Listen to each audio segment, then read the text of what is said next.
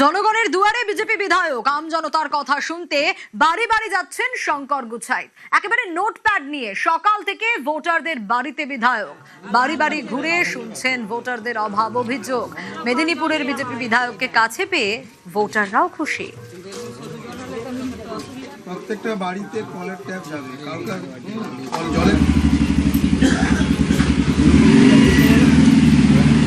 হ্যাঁ এখানে রান্না হচ্ছে, এই হচ্ছে মানে এখানে মানুষরা কষ্টে থাকেন। কোনো উন্নয়নের ছবি এখানে নেই, রাস্তা নেই, জল নেই, বাড়ি নেই, শৌচালয় নেই। যে রাস্তা দাঁড়িয়েছেন সে রাস্তাটা হয়নি। উন্নয়নই একমাত্র লক্ষ্য। তাই আমি প্রত্যেকটা বাড়িতে গিয়ে ডায়েরি কলমে সব লিপিবদ্ধ করছি এবং যাদের যাদের বাড়ি হয়নি, জল পায়নি, রাস্তা হয়নি, সেগুলো নোট ডাউন করে বিধায়কের পক্ষ থেকে আমরা সেগুলো সমাধান করব।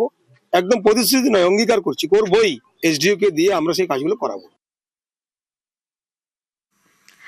একটু বাঁকুড়ার দিকে নজর রাখি, একটা ছবি দেখাই আগে। রাস্তা সংস্কার